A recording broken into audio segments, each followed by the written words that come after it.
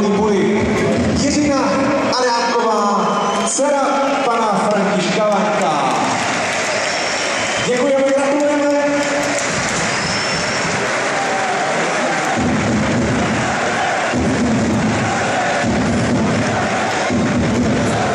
Famózní chorál držíme ještě do původního půli řádného půli dnešního odpoledne.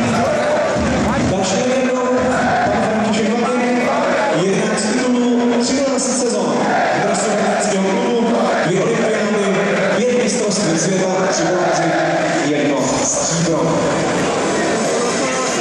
Dámy a pánové, týden oslav Brněnské komety a zápas proti Citronové.